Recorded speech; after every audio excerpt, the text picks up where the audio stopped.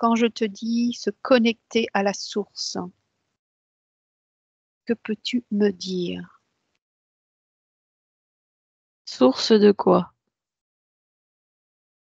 À travers ce mot, cette vibration qui est émanée derrière ce mot, qu'est-ce que tu peux percevoir? C'est un égrégore, hein. C'est un égrégore énergétique. Donc une entité qui se gave de votre énergie à nouveau.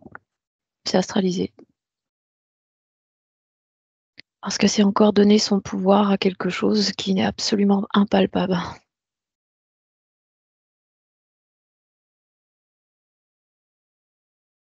C'est quoi comme entité qui est derrière? Qui se nourrit de toute l'énergie de ces gens qui veulent se connecter ou qui se connectent à la source? C'est encore une création, hein.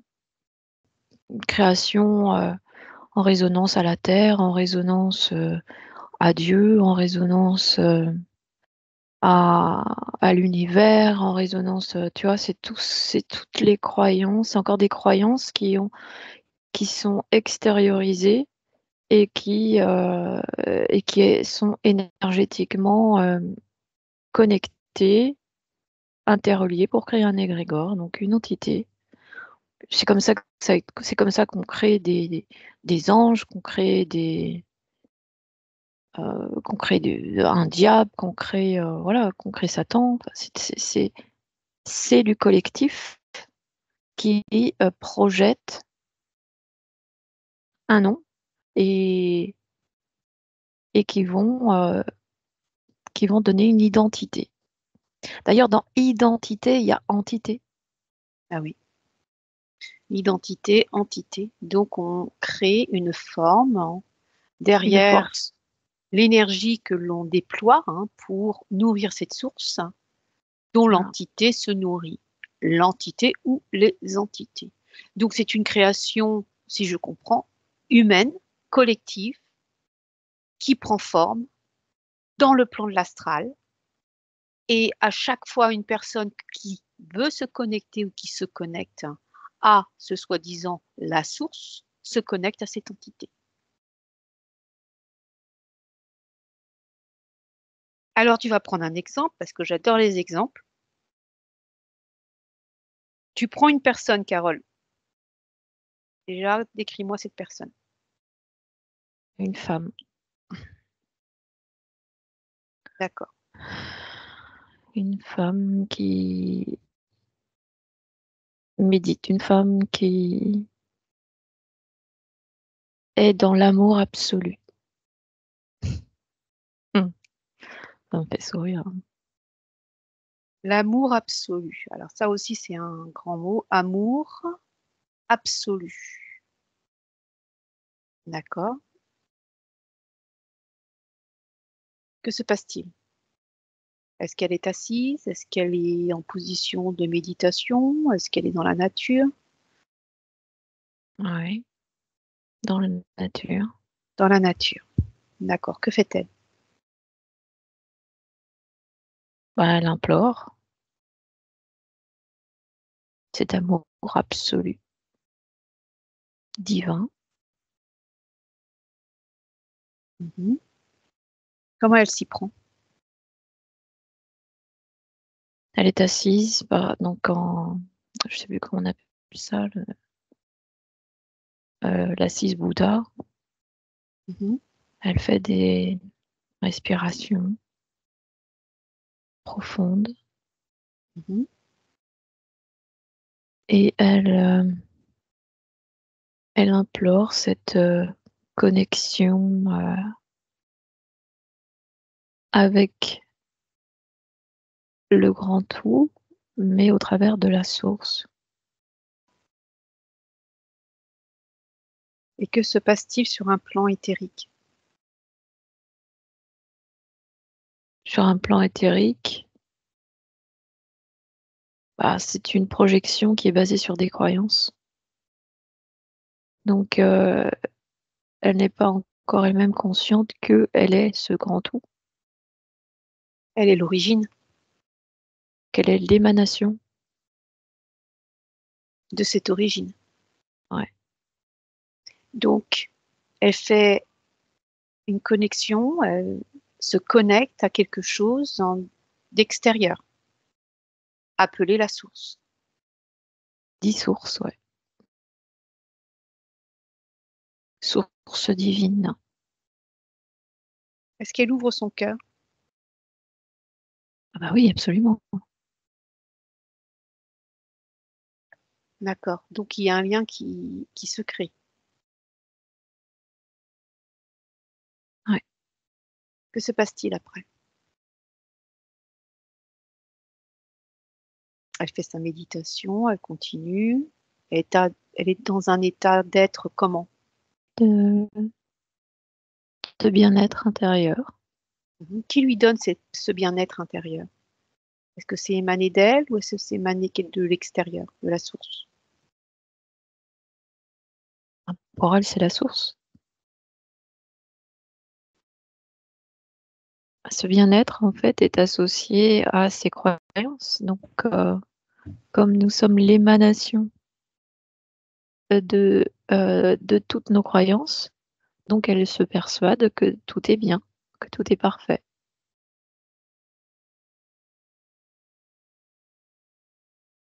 Et cette connexion avec cette source qui comprend une entité source, entité, comment elle fonctionne, elle, par rapport à cette connexion? Eh bien, en fait, elle est en projection, donc elle est celle qui nourrit cet égrégore. Et pour être dans cet état de dit bien-être égotique, eh bien, elle a ce besoin de recommencer. C'est un attachement, Donc une dépendance. une dépendance. Ouais, exactement. Un lien énergétique qui se lie à un autre mensonge. Donc la source te donne un bien-être, ou cette entité te donne le bien-être, ce que toi tu veux, et en échange, ça prend quoi? Ton énergie. L'énergie de l'amour. Ah oui. Dis-moi qui est cette entité qui se nourrit de tout ce qui est amour, positif, dans l'astral. Mais c'est toujours les mêmes, hein. Parler d'une entité lumineuse, Ouais. mais une entité qui se nourrit, toujours et toujours. Les religions sont évidemment, comment dire, euh, des démons qui se cachent au travers de mots de sagesse. Et ben la spiritualité, c'est exactement la même chose. C'est encore une autre déviance. Donc la spiritualité est comme la source, Ben, c'est la même chose. c'est la même chose. C'est lui donner un nom. La religion, c'est Dieu. La spiritualité, c'est la source. Ah oui, Mais parce qu'on lui a donné un nom. Et qu'est-ce que ça crée de toutes ces personnes qui se relient à la source? ça crée une autre réalité. Quelle réalité? À cette réalité du bien-être, cette réalité où tout est bien, tout est beau, tout est angélique. C'est créer en fait un monde à nouveau séparé du réel qui est démoniaque. C'est la pièce à l'envers. Et en fait, c'est à nouveau te mettre en sacrifice. C'est une autre forme Et ça me ramène à ces pervers mondialistes qui, c'est vérifiable, hein, qui disent mais vous ne serez vous ne serez plus propriétaire, vous vivrez confiné dans une petite cage ou dans un mini espace et vous serez heureux. Ah oui, c'est ça. C'est exactement là où le spirituel veut conduire. Et il n'y voit, excuse-moi du terme, mais que dalle, quoi. C'est à Spirit, nouveau se détacher du potentiel réel et de comprendre. spirituel, sacrifice, S, hein, on retrouve hein. Le Ah, sacré, bah S. ah oui, Mm. le S et le C coronal. C'est les deux extrêmes, hein. C'est en bas et en haut.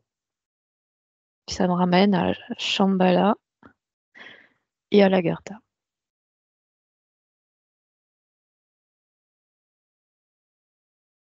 C'est une illusion totale. Tout à fait. Alors, tu as une personne, on ne citera pas le nom, en session. Cette personne très spirituelle, elle a fait, Impact. voilà, beaucoup de méditation, beaucoup d'écoute, hein, Mm. des démarches de thérapeute, différentes prestations. Cette personne vit un cauchemar. Avec tout ce qu'elle a entrepris, alors c'est pas la seule, hein, on a beaucoup d'exemples, hein, avec tout ce qu'elle a entrepris dans ce monde positif, son monde est un cauchemar. Ce qu'elle vit est un cauchemar. Mm. Ouais. Pourquoi? Ouais, parce que alors encore à nouveau avec ses croyances, elle a ouvert la porte à une entité est dans qui est dans son énergie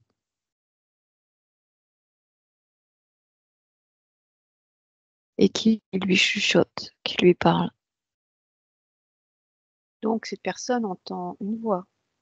Elle entend une voix qui s'amuse avec elle. Alors, il y en a qui vont te dire ça peut être le double éthérique. Ah non, même le double éthérique, faut s'en méfier. Ouais. Même pas jouer, faut pas jouer avec ça. Parce que les gens ne savent absolument pas. Ils ne sont pas conscients des enjeux qui sont joués au travers du jeu des entités. Donc ouvrir ses chakras donne l'ouverture des portes de ton avatar. L'entité qui correspondra ou qui correspond à cette fréquence prendra place. Parce qu'il y a une connexion entre toi et le monde extérieur. On comprend mieux hein, au fur et à mesure du temps, au fur et à mesure des rencontres avec les personnes qui sont passées en session avec nous, au fur et à mesure hein, de notre expérience, toutes les démarches que nous effectuons, toutes les démarches extérieures pour soi-disant le bien-être, n'est qu'un leurre. Un leurre qui nous rattrape et qui nous lie à des entités. Oui, tant qu'on cherche à l'extérieur sans ramener l'expérience à soi, en essayant de comprendre, de déchiffrer, on est dans l'erreur. Tout doit émaner de son intérieur à l'extérieur et vice-versa, permettant de conscientiser et pas le contraire. C'est son intérieur à l'extérieur et pas l'extérieur à l'intérieur. Et tout a été inversé de toute Tout façon. a été inversé. Et tout s'inverse encore. Là, on est dans une fréquence de... C'est c'est ce qu'on avait dit, hein, c'est les mondes fréquentiels qui, euh, qui sont en train de prendre en sandwich la fréquence terrestre 3D. Donc évidemment, tout cela mettant en lumière des choses qui sont très négatives et très néfastes pour l'humanité tout entière. Et c'est à nous, à niveau, à chacun de se positionner. Le but, c'est d'apprendre de nos erreurs, de regarder en face et de faire face. Et à chaque fois que on est dans cet état de conscience, nous permettons de d'unifier ces deux autres réalités qui se juxtaposent à notre réalité. C'est comme si, en fait, en partant de ce principe, nous faisons une réunification. Tout à fait. Donc on est dans cette période où justement ces réalités sont très très fines et nous permettent de mettre en lumière tous les aspects qui n'ont jamais été ou qui ont été mis de côté ou qui ont été effacés de manière à ce que nous ne nous en rendions pas compte.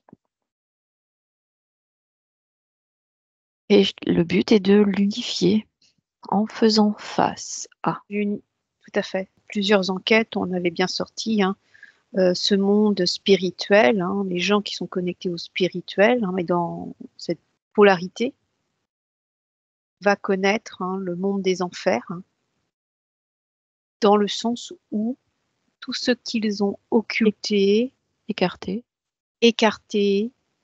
va leur tomber Dessus. afin de retrouver l'équilibre.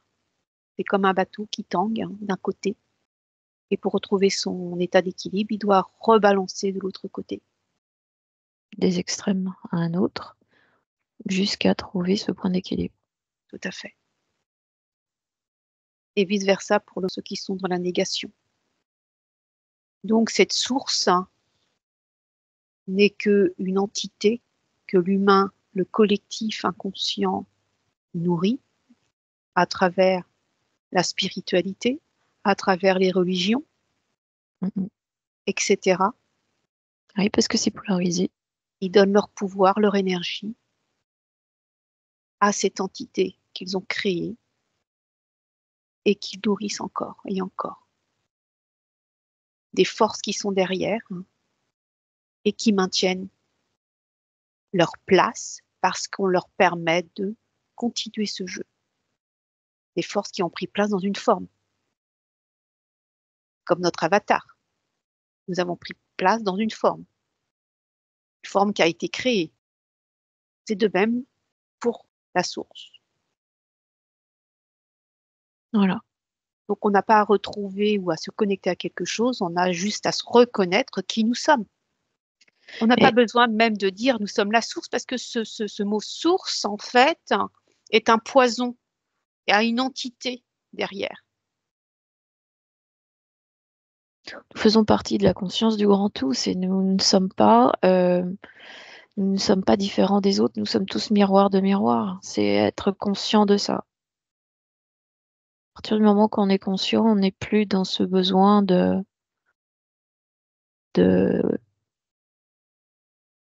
projeter une réalité meilleure ailleurs, parce qu'en fait, nous sommes l'être incarné dans un corps et que l'autre est aussi cette partie de moi.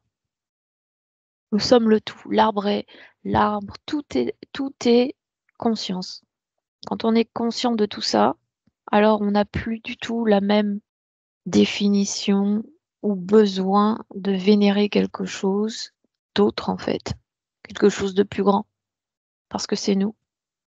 Et le nous, donc au travers de chacun de soi, nous sommes la projection, l'émanation du meilleur comme du pire.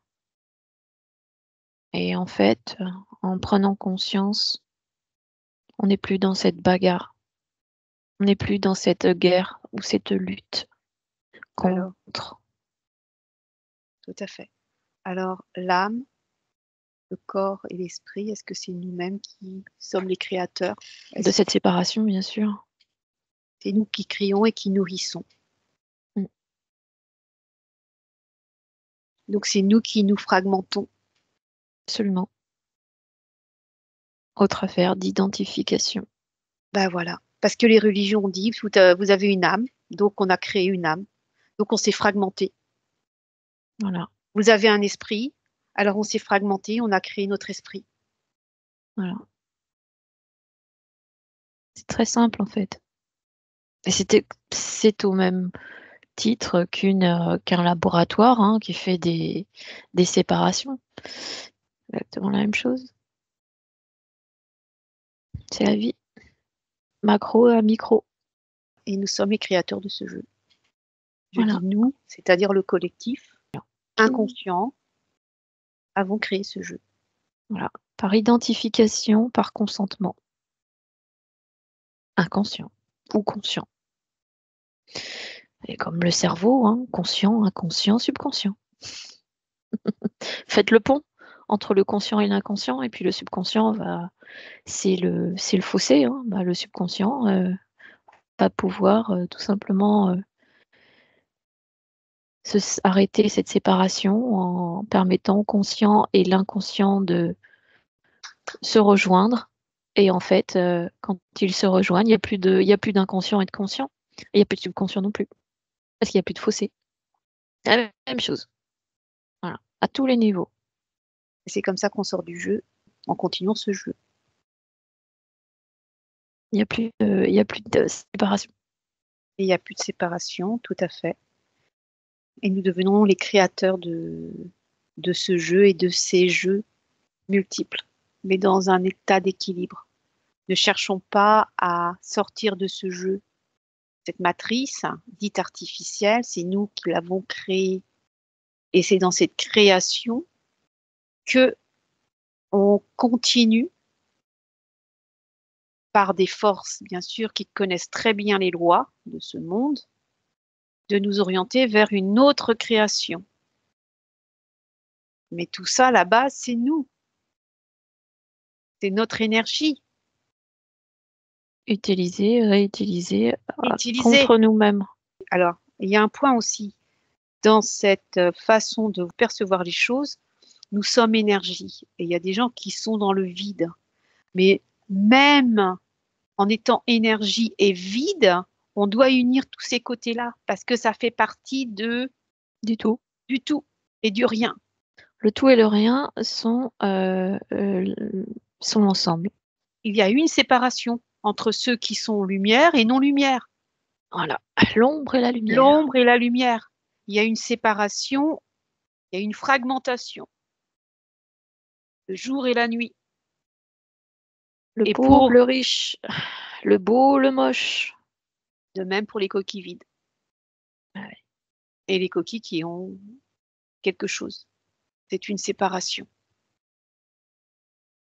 qui a pris forme dans ce jeu ou dans ces jeux, hein, dans des matrices peut-être hein, qui sont antérieures. C'est la vallée. Hein. Au fur et à mesure que tu consens à des choses, à des croyances, ben, ta lumière, elle se vide. Hein. C'est ton contenu. Normal. Alors, c'était une petite parenthèse hein, sur cette source. Hein. La source, hein, connectez-vous à la source, ben, ne vous connectez à rien du tout parce que vous êtes le tout. Voilà. Voilà ma Vous, conclusion. vous êtes déjà tout. Vous êtes déjà le tout et le rien. Et c'est ça que l'élite ne veut surtout pas qu'on se rappelle que nous sommes ce tout. Nous sommes le créateur. Le créateur qui s'est fragmenté et on s'est perdu. Ouais. Alors les extraterrestres, les aliens, ou plutôt les soi-disant les entités, les forces qui sont, que ce soit du côté positif ou négatif, ça fait partie du même jeu. Au-dessus d'une autre matrice, ça fait partie. Il y a eu une fragmentation également. Les autres matrices qui sont un peu plus haut, il y a eu une fragmentation également. Donc on a donné place à tout ça. Arrêtez de vous connecter à quelque chose que vous ne savez pas. Prenez de la distance sur tout ce qui est spirituel. Ah oui, discernement. Discernement avant toute chose. Ouverture des chakras. Oh là là, oui. Méditation groupée. Ça Ouais. va pas plaire, mais Ah ouais, il y a yoga. il y a des dégâts, c'est énorme. C'est énorme. Et on peut rien y faire. Hein. Non, Il n'y a que la personne elle-même qui peut se dégager de ça. en prenant conscience sur quoi elle a contracté. Et c'est un combat. Et en reprenant son épée. Quand je dis son épée, c'est-à-dire qu'elle fait ébranler, quoi. Elle doit ébranler cette entité qui est en elle. Très bien.